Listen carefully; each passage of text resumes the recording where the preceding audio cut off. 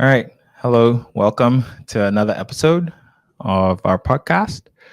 Today, we are with a very special guest, the CEO of Accointing.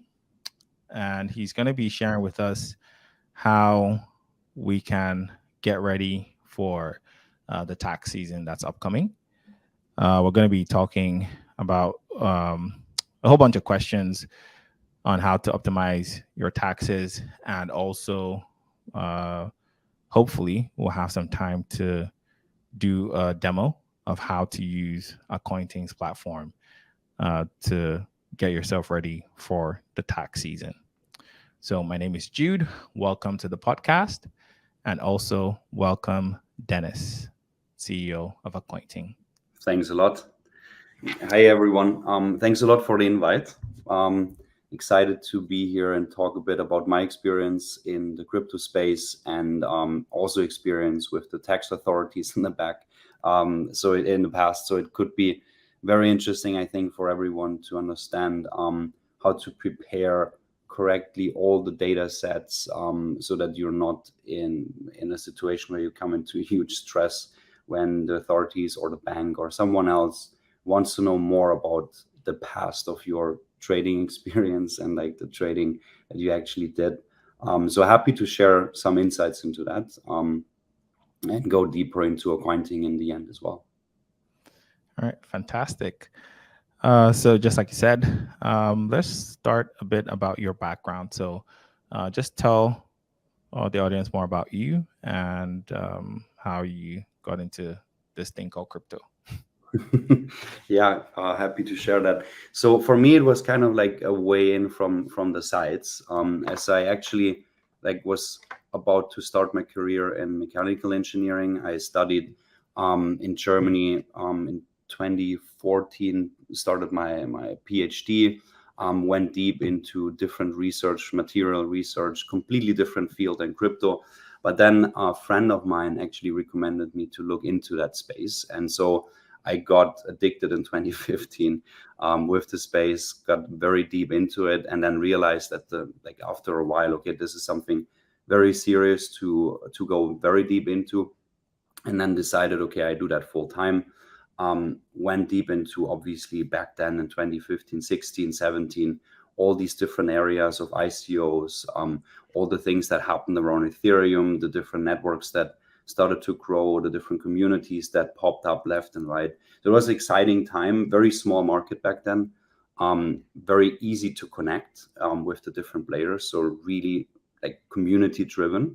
But obviously what you never thought about back then was the consequence of taxes, consequence of kind of proof what you did over the years, just based on proof of transactions or so. When your bank asks, hey, did you get that money somewhere? As a payment from some shady places, or did you actually make that with investing? And so I realized in 2017 mainly that this is something serious, and I need to go and fix my history. So I tried to do that with Excel. I tried to do that back then with coin tracking, which worked well, but I realized very soon, okay, there's a few optimization potentials that I cannot do with the existing platforms. And so I decided, okay, with a few co-founders, we need to build our own tool. And we actually started not as a tracking tool, because back then coin tracking worked really well for that. We decided, okay, we need optimization potentials by really moving around the crypto that we have into specific lots, into the specific depots, to then allow ourselves to sell these coins that we bought for a higher price that are not older than 1 year, and then actually optimize based on that, so that we don't have the full tax consequence in within a short-term sell. And that obviously changes per country. In Germany, for example, you have a 50%, like up to 50% taxes if you sell your crypto within the same year. If you hold it longer than 1 year, you pay zero taxes. So it's a huge difference depending on which tax lot you sell. And so we actually started a tax optimization like back end solution back then for ourselves, and realized, okay, this is something that makes sense for the market, but it wasn't ready yet for that. And so we switched back to really only tracking and tax solutions, tax reporting. And so this is kind of like how Accointing started with one developer, and then really fast scale up to 10. We're now 50 people in the company, and full speed ahead on like helping the community to tax optimize, to do their tax reporting, to create proof of transaction reports, and also basically just have an overview of their entire portfolio in a mobile app and their performance from the past. So obviously, like you said, building this application came from a need. I actually had a thought recently. I started my own crypto investing journey.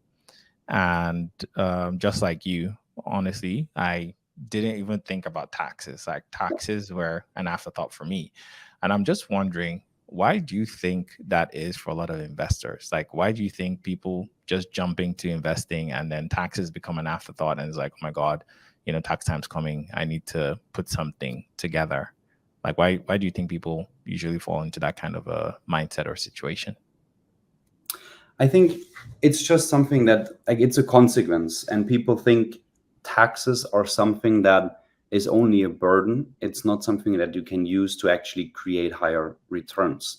And I think that mindset is something that we want to educate people on as well, because you can't get around it. It's something that is there from regulators from your country. You obviously can move around into different countries to optimize that, but that's not something that most people can and will do, because they have families, they have their friends at their home. It's just like you don't want to leave your home just because of taxes. So we want to try to bring the knowledge about, okay, taxes, sure, it's a burden, it's something that you have to pay at some point, back into the mindset of people when they actually do the investment. So if you imagine you are in a situation where a bull market starts to happen, everything goes absolutely crazy, markets are going wild, you make 400x on different small coins, or a few 100% return on your entire portfolio, and you don't even realize, okay, the returns are something that is great, you can see it,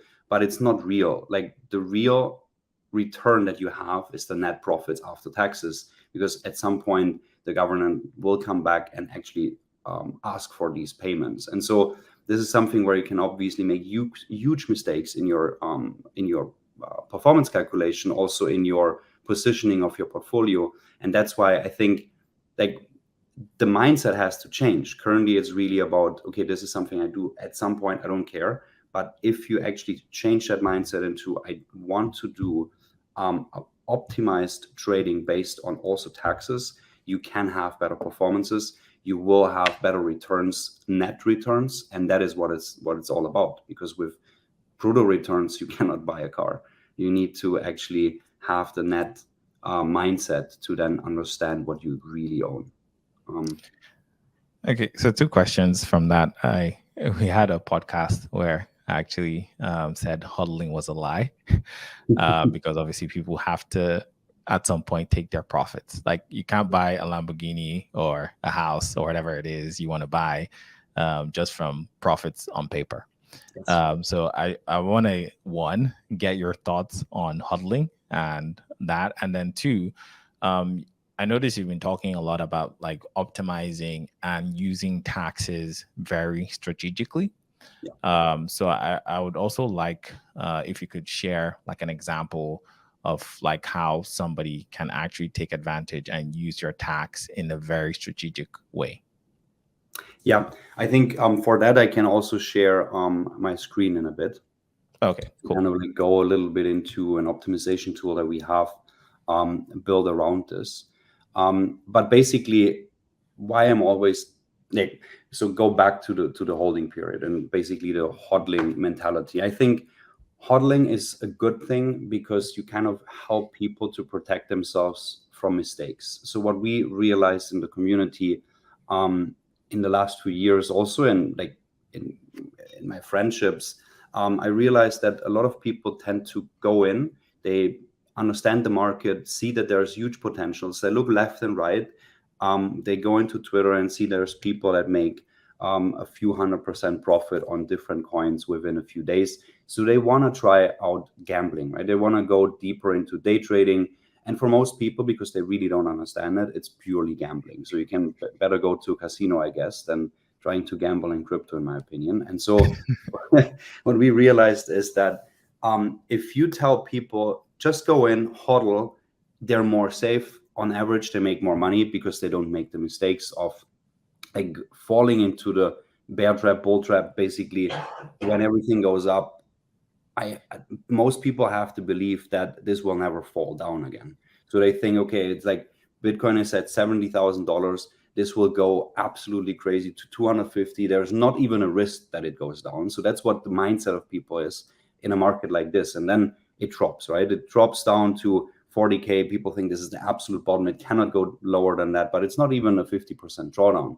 And so then they start to invest again. Then it drops further. Then they start to invest a little bit more. It drops further. Then they get scared and they sell everything. So that most people then actually sell at the absolute bottom. And that's why we say, okay, go into the market, hodl. It's more safe. I think 80% of the people should do that. I myself do that as well because I'm not a great investor. I'm not a good day trader. I just hodl my portfolio and wait about the basic trend of crypto until this goes further up. But obviously, this depends a bit. And if you also here bring the tax aspect into hodling, it also helps you because in most countries, including Australia, you have benefits if you hold your cryptocurrencies longer than 1 year, as you can subtract more. Like you have a lower tax rate in most of the countries. In some countries, you even have a zero tax rate. So you can actually also have a higher net profit from your long-term holdings than from your short-term holdings. But that's always a limbo between, okay, when did I invest? What did the market do? Is it like a 6-month period where there was an absolute bull market 5x? And then obviously it could make sense to even sell short-term positions and not hodl for longer because the drawdown from the base market would be bigger than the drawdown that you have with your short-term taxes. So it's always a like a dance between the short-term, long-term. What do you do about like the market situation against how much taxes do you owe? And that's what I really mean with tax optimization. And to share an example, maybe we can go into accounting a bit later. But to share a very basic example, imagine you buy one Bitcoin for $10,000. 4 months later, the market goes up. This coin is now worth $50,000. And let's say just for the theory, you have a tax burden when you sell it within a year of 50%. So if you then make a trade, you say, okay, if Bitcoin is at $50,000 here, I want to sell my Bitcoin into Ethereum because I think Ethereum now has a bigger potential to grow. What you do with this from the 10,000 base cost basis to the 50,000 value of your Bitcoin that it has now, you have a $40,000 gain. That means you pay, in that example, $20,000 in short-term taxes. So now you started with 10,000, you now have 50,000, but in net profits, you only have 30 because you have a tax burden of 20,000. Buy Ethereum with it.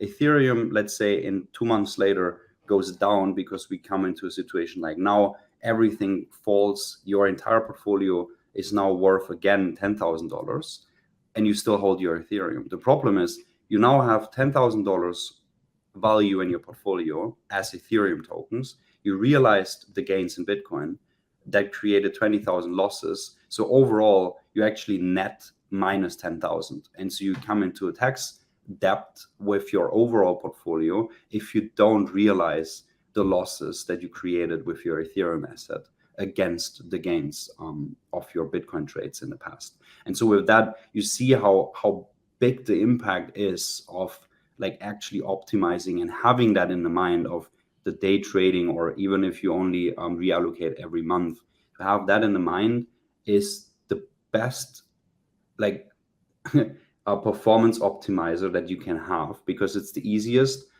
in a way of it's always the same, it's fully regulated, and you have a very clear framework that you can use to always subtract some losses from a past or even future gains without even being right about the market. I mean, so what do you then say about two counter arguments to what you're saying? Or it could even be three. So one counter argument being one, some people have a theory or mindset that if you invest 10,000 in Bitcoin, for example, Bitcoin goes up and you now have $50,000 realized in gains, you should take like the $10,000 initial investment off the table, right? At least if anything then happens to Bitcoin, maybe somehow it goes to zero. At least you've got your 10,000 back. And there are obviously some other people that I understand the perspective of the long-term versus the short-term capital gains tax, which you were alluding to. But some people also believe like in taking profits as well. So even as Bitcoin is going all the way up, you take some profits off the table. And then there's another argument of like if you're holding a crypto that somehow is let me give an example. I don't know how you feel about Doge and Shiba Inu. But obviously they are known for as the meme stocks or meme coins rather. And so like in the event that somebody invests in a Doge and Doge is going up, so it's like, would you hodl Doge, or would you say, what, I believe personally Doge doesn't have anything of value to add, so maybe it's best to take my profits and run, versus hodling Doge and then hoping that somehow Doge is going to recover if it ever dips and gets back to like an all-time high or beyond an all-time high. So what would you say about like those kind of counter arguments? I would 100% agree. It really depends on your investment strategy. If you go into any of these coins, like very high risk coins, I fully agree, take profits. I mean, this is something that I think is the most important part here, to protect your wealth when it's possible.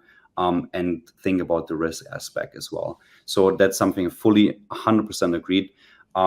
If you go into the situation where you say, okay, I want to protect my initial capital, if that's your strategy with the different exposures in different altcoins or different assets, then I would say yes, fully agreed. But if you invest 10,000, it goes up to 50.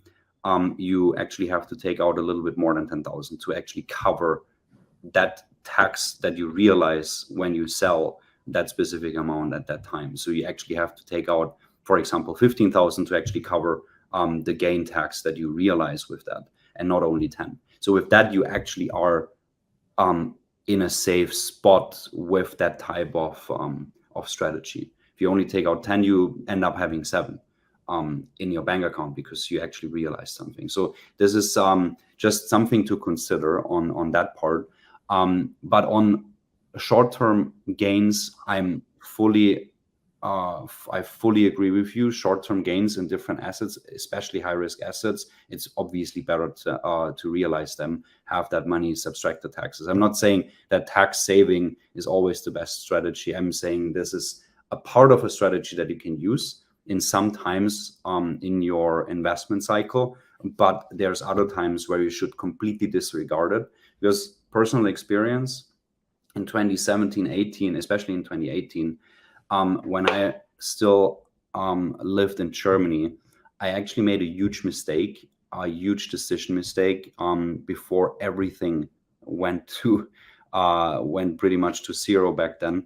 I didn't sell my, especially also my high risk assets. I didn't sell them because I saw on the clock I have 2 more months that I have to wait, and then this entire thing is a long-term investment. Meaning for me, I would not have to pay 50% taxes, but zero. And so I waited, and then the market dropped 80%, and I even I lost more than I would have lost through taxes. So obviously there's huge mistakes that you can make with this, but there's on the counter side also a lot of benefits, but really depending on the situation in the market. Wow, that's such a sad story. It It's is. like you're waiting, right? You're like, oh my God, finally it's about to happen. And then, yeah, Yes. wow. You don't, I tell you, you don't have good nights in that time, especially if it's the first real drawdown and bull that you experience. You don't really sleep. Wow. Wow. That's a very unfortunate one. But there was a question I had based on what you said, because maybe not being a tax expert, I just really want to gain clarity there. So you're saying that if I invest $10,000 into whatever Mhm. cryptocurrency, and it that $10,000 investment then becomes $50,000, even if I sell just $10,000 of that investment, I still have to pay taxes, or because I mean, maybe just being a layman, I would think that you're just taking your initial investment off the table, so technically no gains have been realized. Or is it that the tax authority see selling the assets as taking gains, regardless of whatever it is? Like even if you take $1 off the investment, you have to pay taxes on that $1 because that is gains you're taking off the table. That is correct, exactly. So what you do always in that, you have, for example, one Bitcoin, and you say the cost basis of this one Bitcoin is $10,000.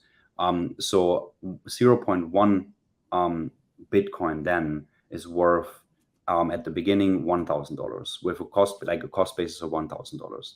And that means when then, like, let's make the example easier and say your value goes up to 100,000, and you then want to sell the 10.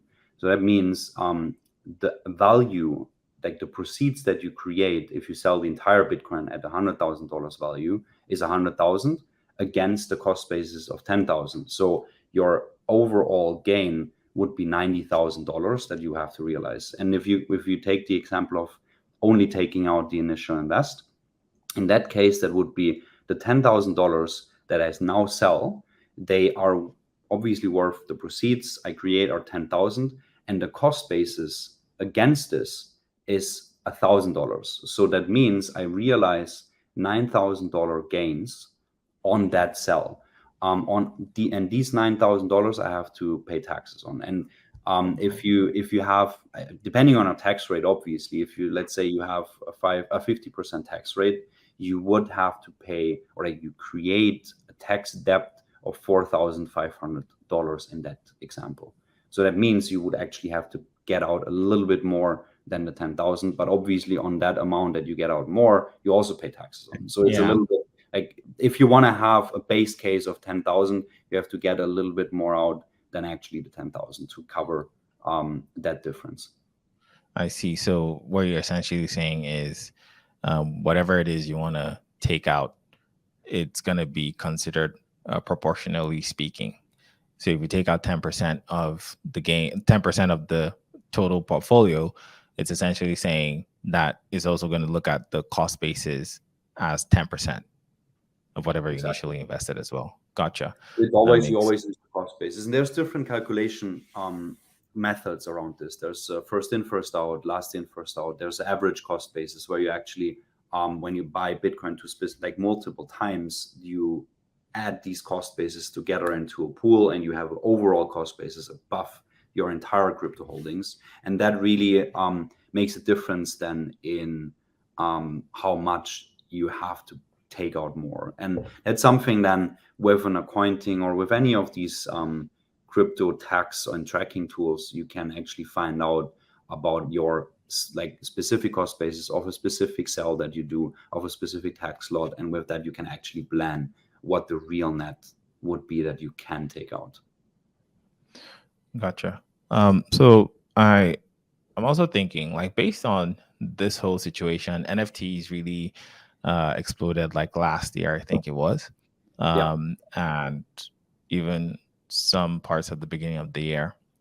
And I'm just wondering, are NFTs taxable or are they not?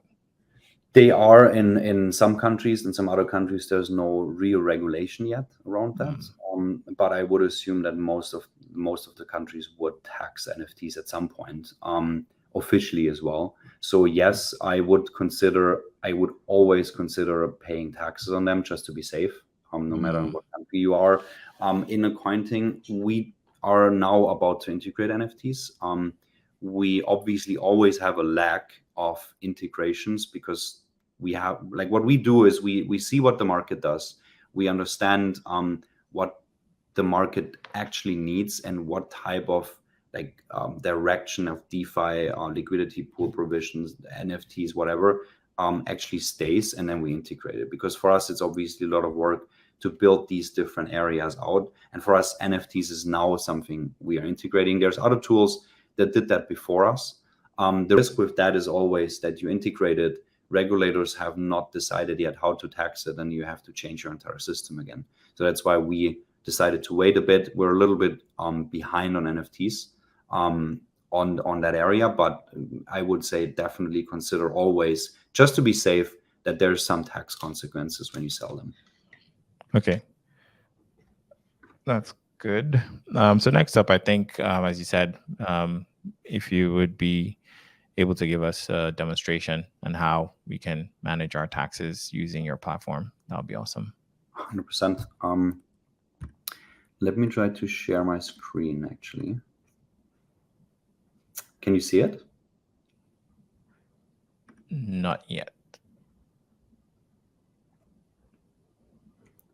Yep. Okay.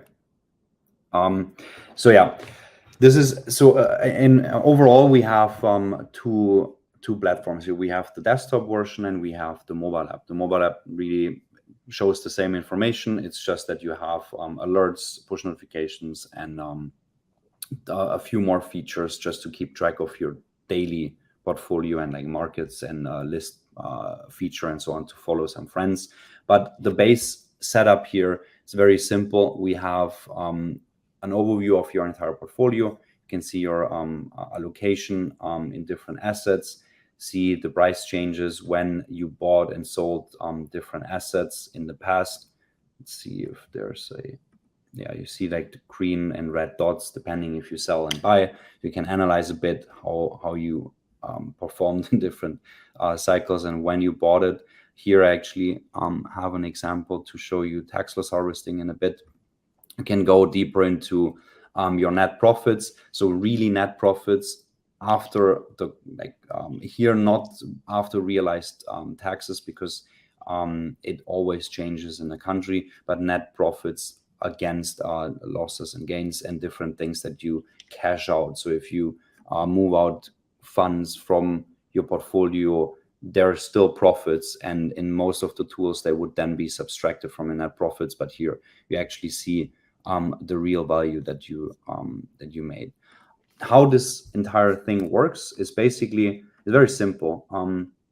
You just search the wallet, the blockchain, the exchange, or whatever you have, the different service that you used, integrate or connect your public address in Ethereum here, the one that you can find in Etherscan, or if you use Argent or something else, find it in the app.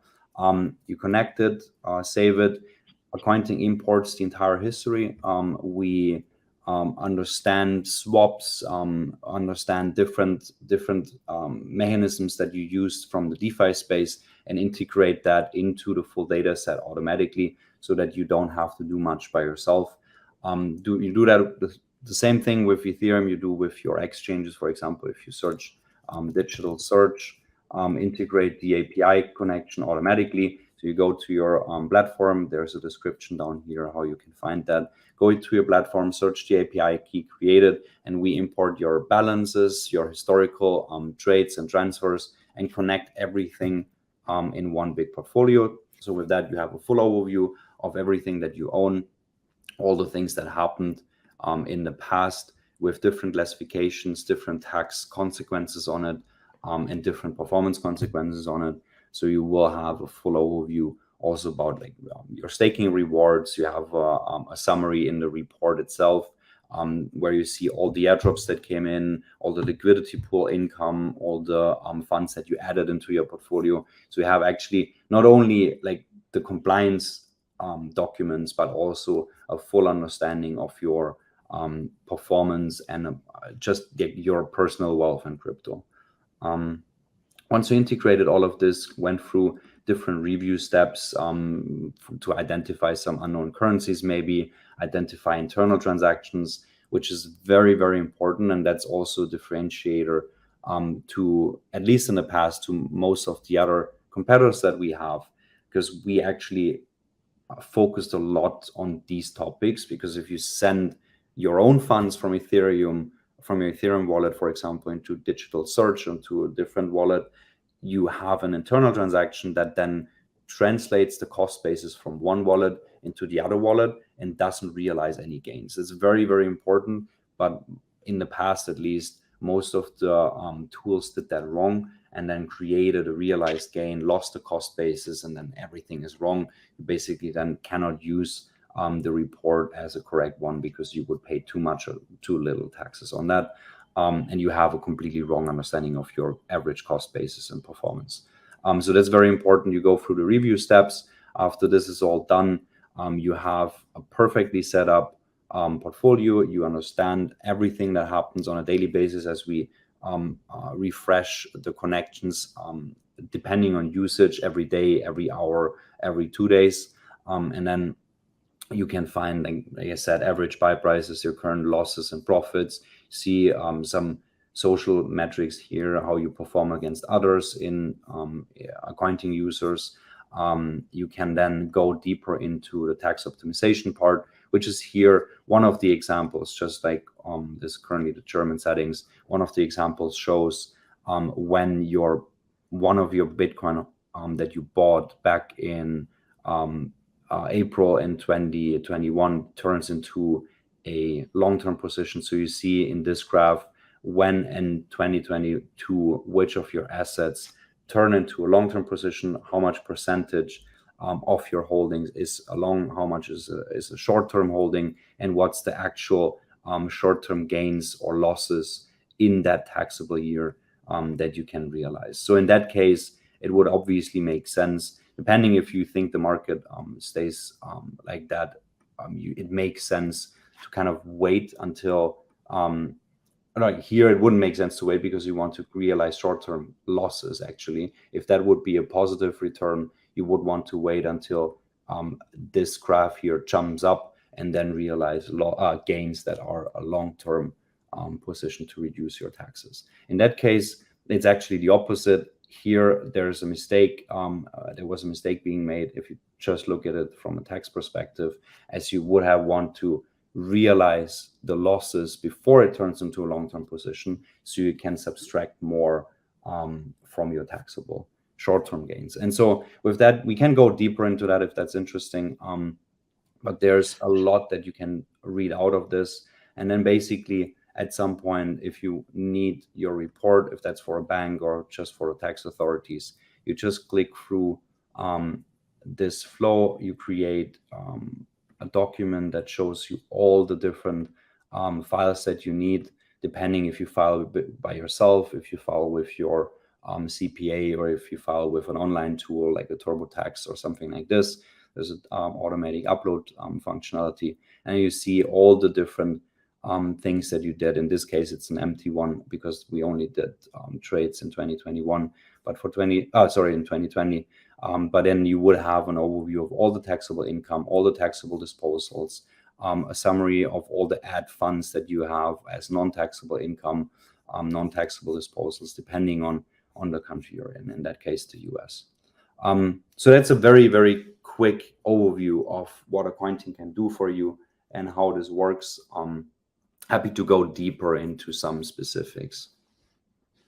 So you definitely touched on something very interesting. I think it's called tax loss harvesting, where you sell some assets that you have at losses so you can pay less on your taxes, which is absolutely legal. um, and then, but I know, I mean, I guess the question to ask, is it legal? Like if I buy Bitcoin for $50,000 and maybe Bitcoin drops to 25,000, Yeah. I've realized some losses. I sell Bitcoin at 25,000. Is it legal for me to go back and buy the Bitcoin after I sell, or is there some kind of restriction? Because like Yes. if somebody wanted to just take advantage of that and just like sell and then buy immediately, it's like, oh yeah, $25,000 off my tax. Well, let me say not $25,000 of your taxes, but whatever percentage of your taxes, and then you go buy again, and then hopefully Bitcoin goes up, and then you realize gains. Yeah, exactly. So that's something, it's called wash trading. If you just do that to realize losses all the time, and you don't have another reasoning for it. In some countries, it's called wash trading, and it's not allowed. So what they Mm. would do is basically just go back and say, okay, this was just for tax realizations. You didn't have another reason for it. So why did you do that? In some other countries, that's allowed.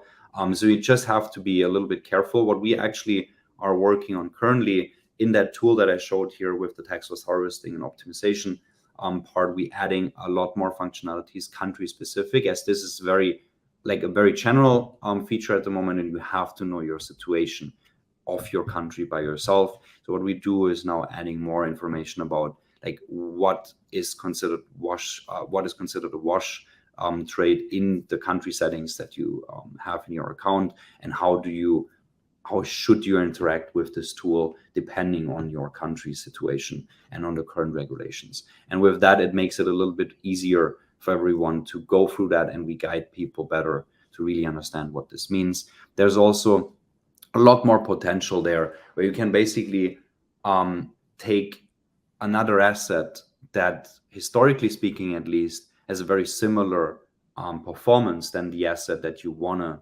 sell to realize losses. So you can also go into a very similar asset for a while that has similar like behavior depending on the market cycles, and then just go with this for a few days and then basically trade it back. So there's always ways around that, but you have to have a reasoning around that sell, and that shouldn't be only taxes. I fully agree with you. I see. So that's like saying, like, I guess two plausible reasons would be if you sold at 25 and maybe somehow it drops to 20, and then you could claim that you sold because what you wanted to get in at a better price to get Yes, more assets. And then two, maybe using a proxy like MicroStrategy seems, I mean, right now, some people consider it to be a Bitcoin proxy. And maybe it's trading at a discount of like 30%. And you say you sold the Bitcoin to buy some MicroStrategy, as you were saying, like an asset that maybe trades in a similar pattern to maybe Bitcoin or some other asset that you sold off of. exactly, correct.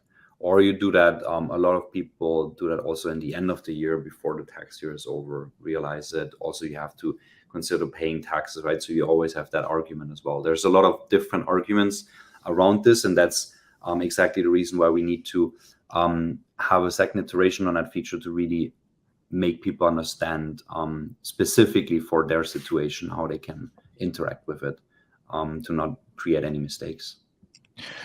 So I can see that your platform isn't just for taxes. I believe it also has some portfolio Yes. management features as well. I don't know if you've actually touched on that based on the demo that you gave us.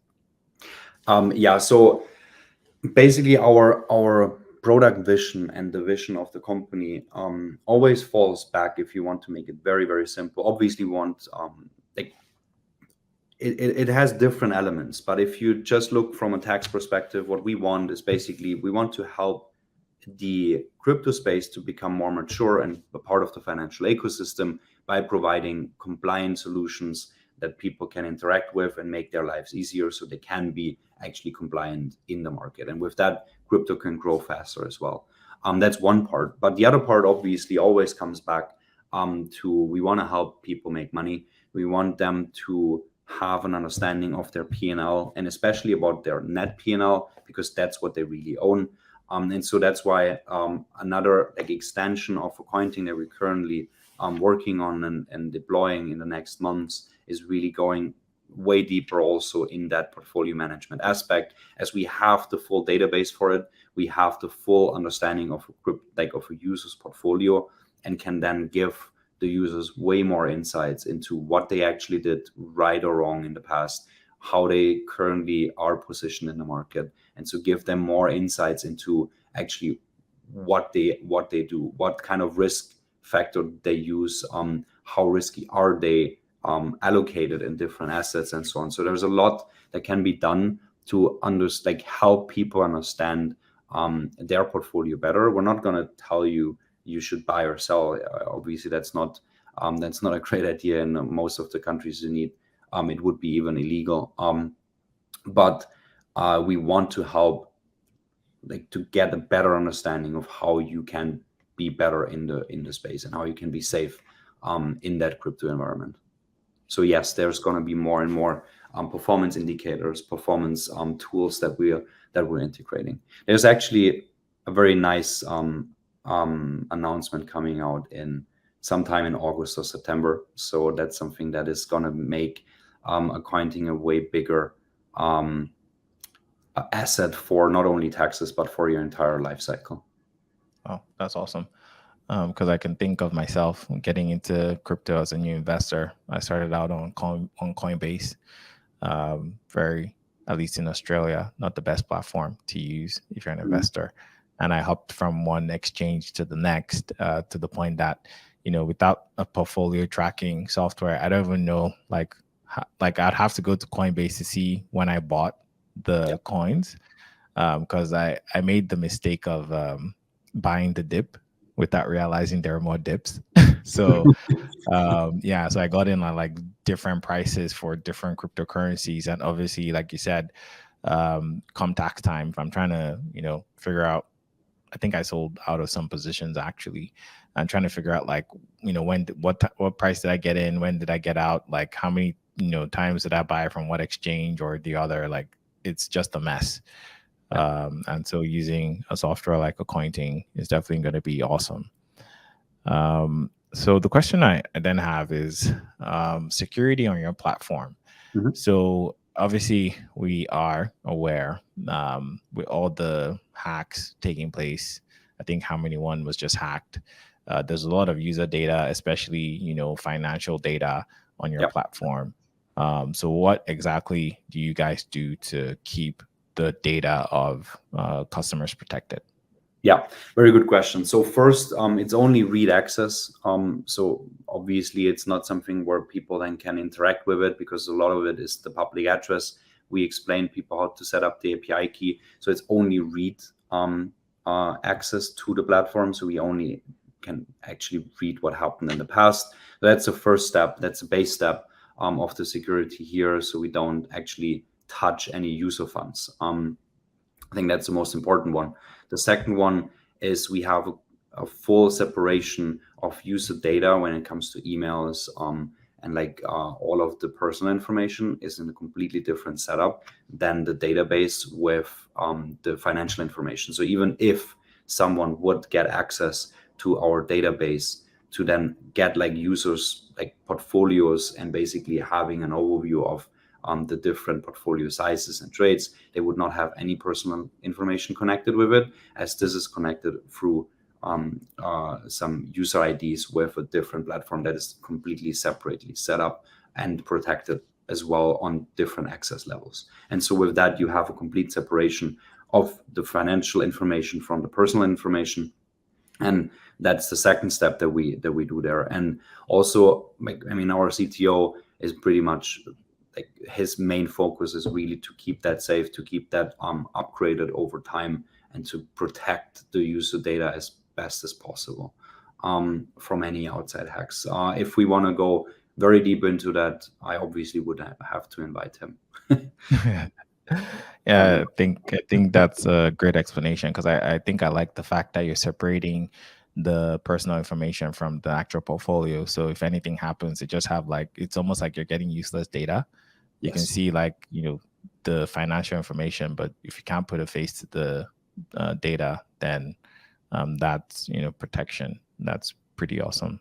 Exactly. I mean, Um, if you're interested in that, we never released it because we have a very strict policy on what we do with user information and with portfolio information about users. So we are like um we would never sell that data first of all, but we also would never like at this point we never shared any user information, even if it's completely um anonymous or anything. We don't share that. But if you want to see some user portfolio overviews and like basically a deep dive into that, you can go to coin tracking, as they have some insights into the user's portfolio allocations and so on the public website, which is very interesting.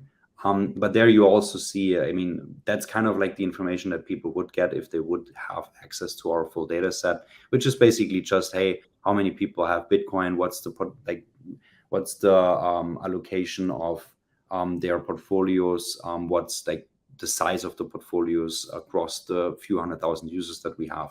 So not really information that you can use for anything, right? It's yeah, I guess it's just like interesting stats for yeah. people who might want to see how people are investing in cryptocurrency, really.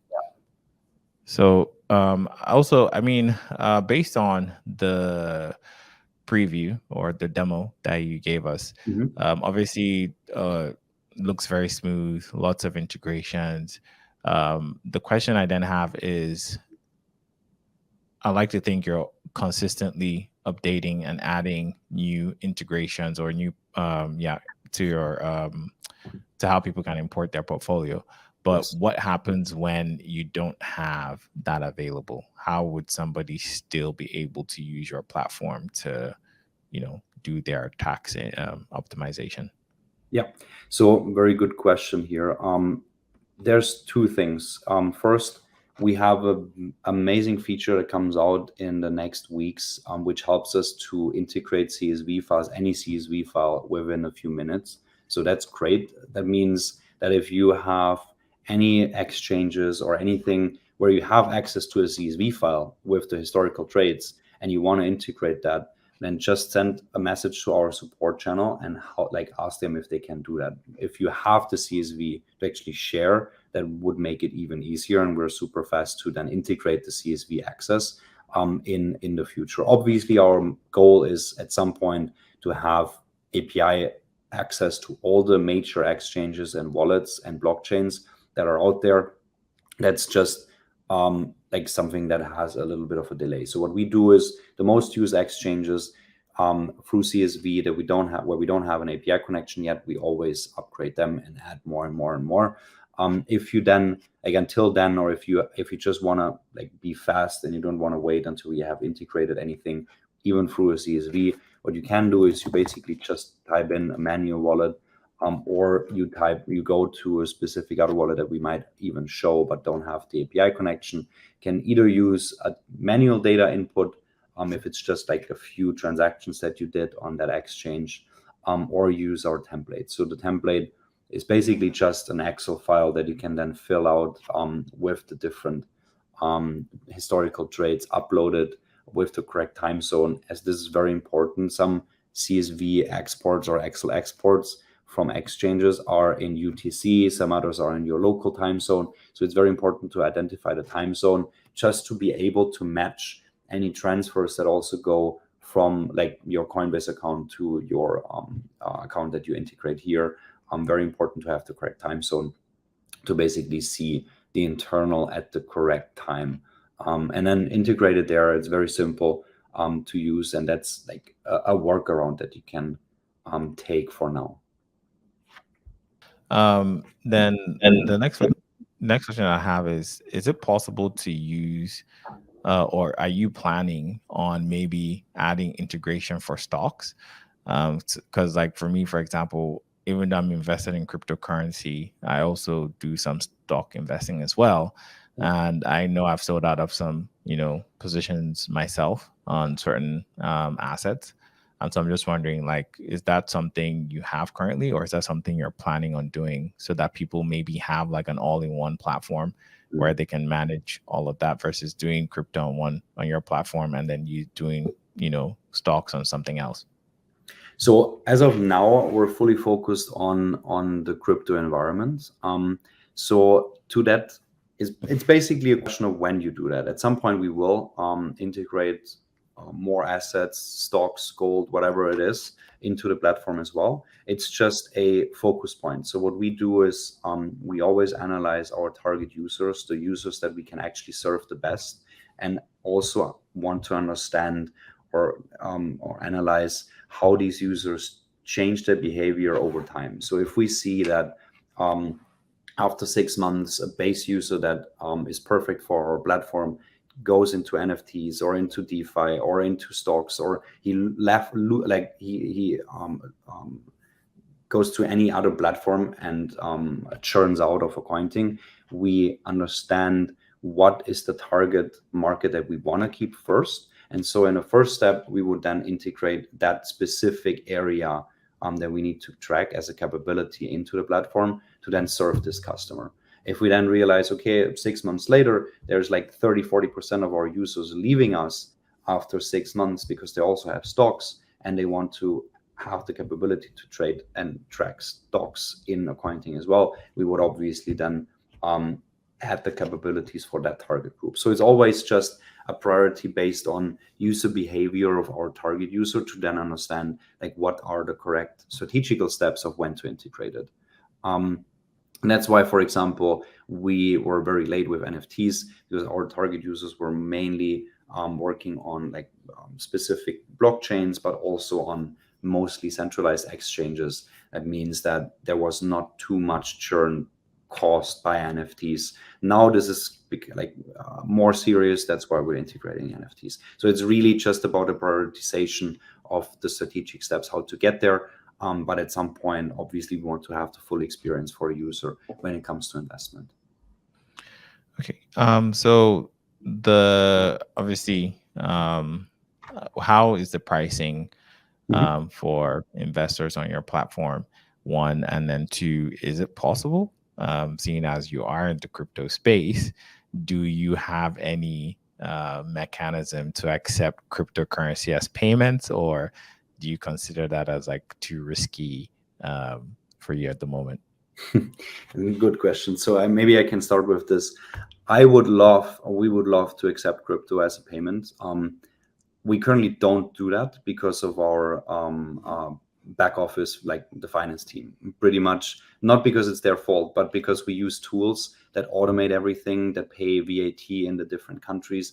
And these tools, they don't allow yet to accept crypto payments and then also deploy the VAT taxes and all of that from a company level in the specific country. So it would be a lot of manual work to just create all of these exports and like the regulations for the company itself in the different target countries that we have. And that's why we sadly decided for now to not accept crypto. But as soon as these tools that we use there, and that's the biggest tools out there, like a HODL or any of these guys that are out there, as soon as they integrate crypto as a payment, we're the first ones to activate it.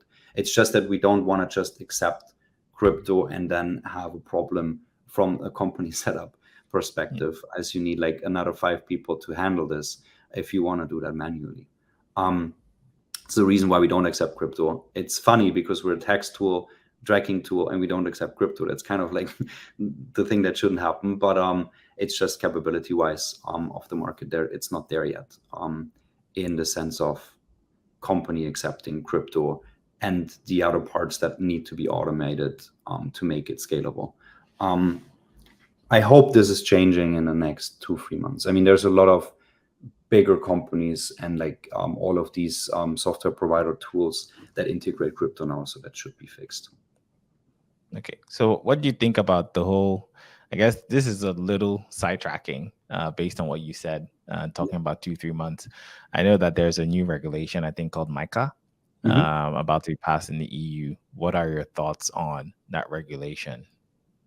Yeah, I think that's going to be very interesting. I really look forward to having a regulation that is also like valid across multiple countries in the EU, because that would make our lives way easier. It gives a very concrete output, and I generally, I mean, my base understanding of every regulation is it's a good thing, especially in crypto, because that just means it's accepted.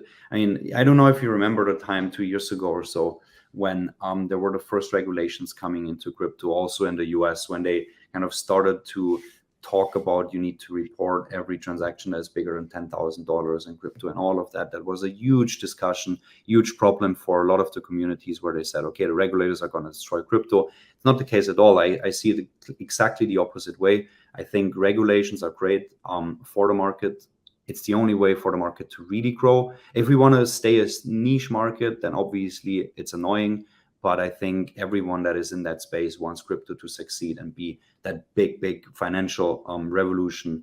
And that's why I really like that there's more regulations coming in. To go into any details, again, I think would be very interesting to bring in our tax experts to go really deep into that.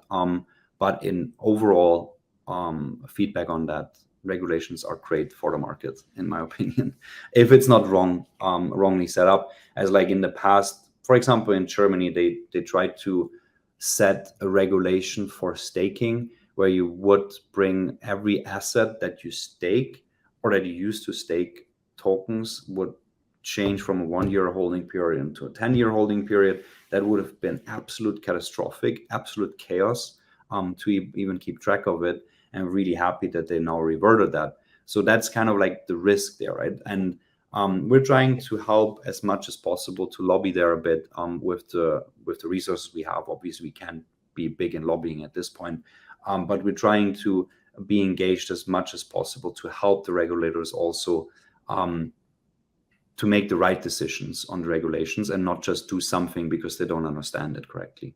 And that's one reason why we also work with a BDO, for example, globally, to be engaged in that even more and have access to the right people there and bring the knowledge in. I think your second question was also about pricing. I think it's very important for everyone to understand that everything that you do when it comes to tracking, reconciliation of your portfolio and your transactions using the mobile app, looking into the performance, all of this is completely free for all the transactions you want to integrate into Accointing. The only time we charge is currently on the vertical for taxes. So we only charge once a year for the specific year tax report. That's a big difference also to a lot of the other tools out there, because a lot charge on a monthly basis or yearly basis if you even want to integrate more transactions and use the tracking tools.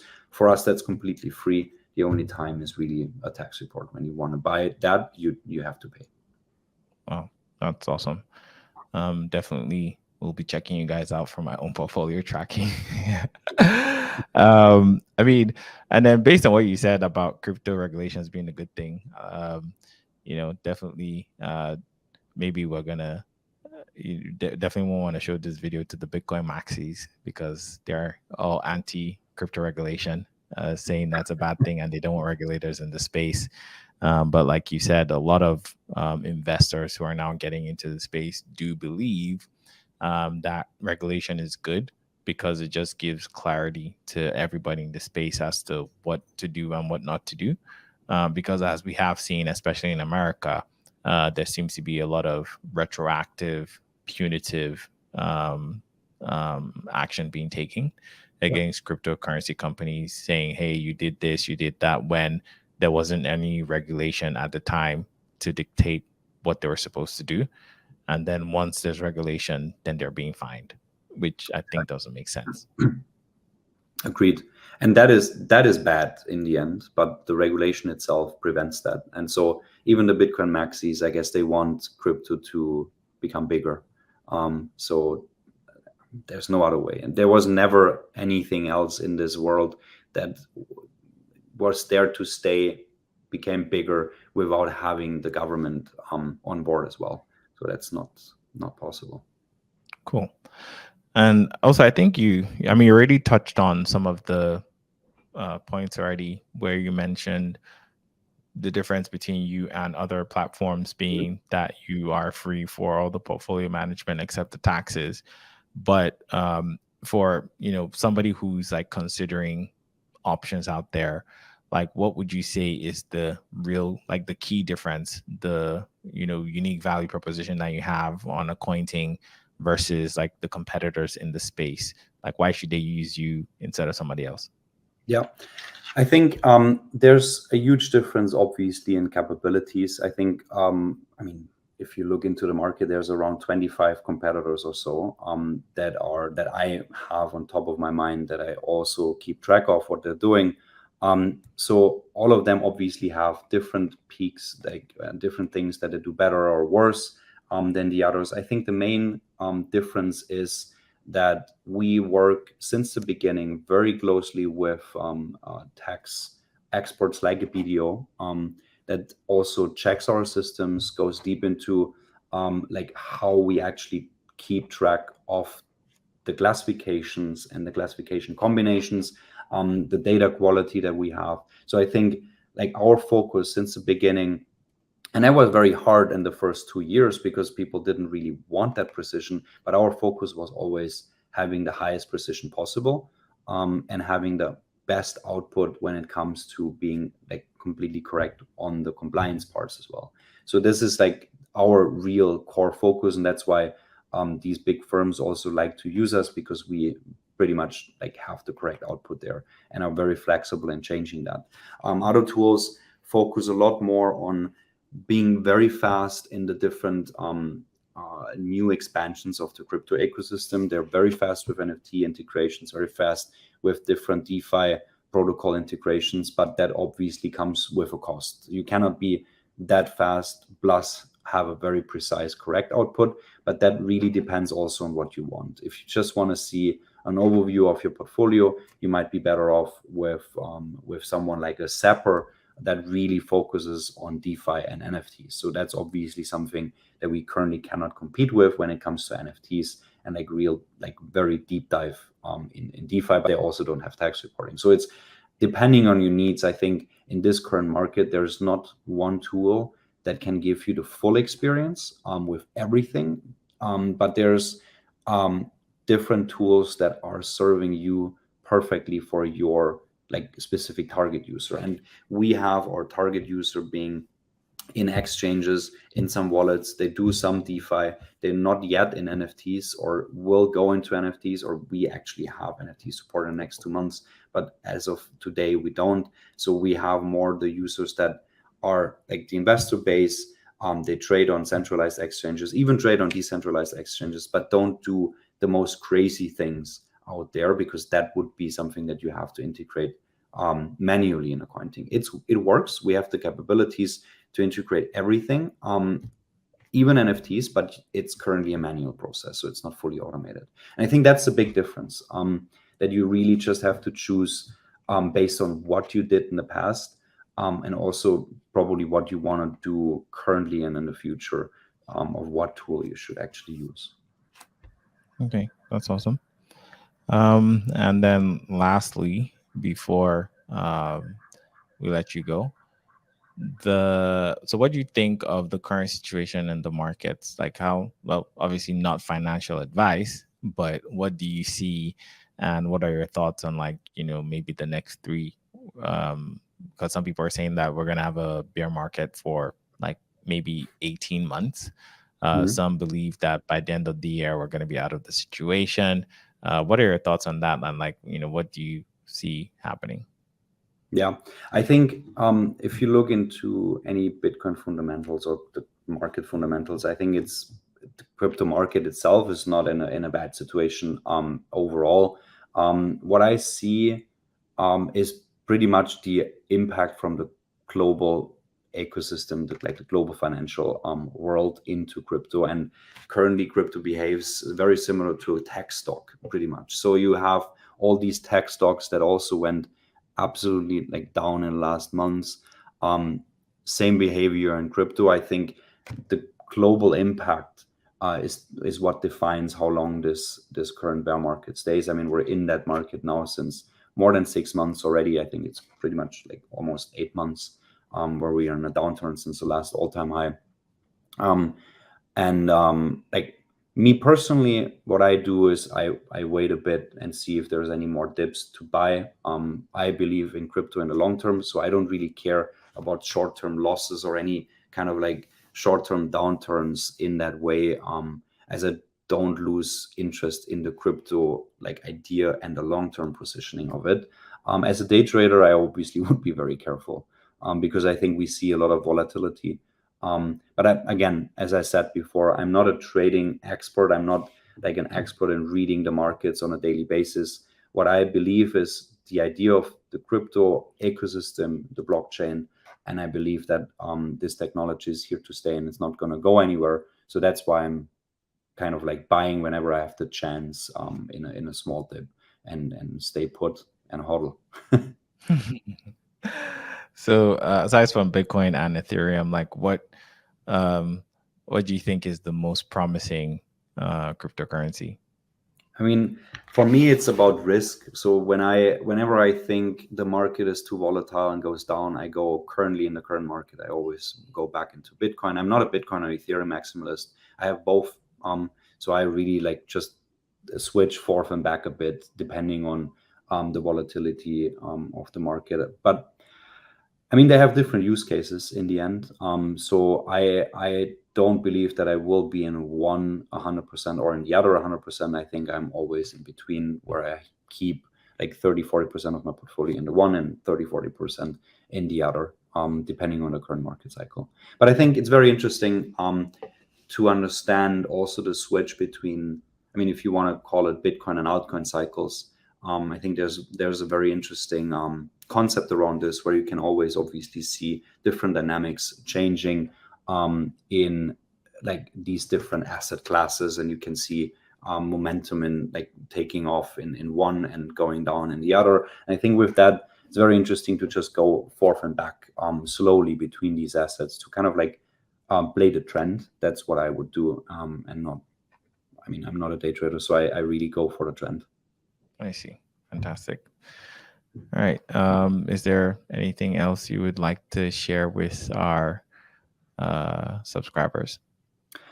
I think just one thing is basically, they shouldn't be scared about taxes at all. They should also not take that as an alone decision in any case in the market. As I said before, my experience was you can also make mistakes if you only care about this.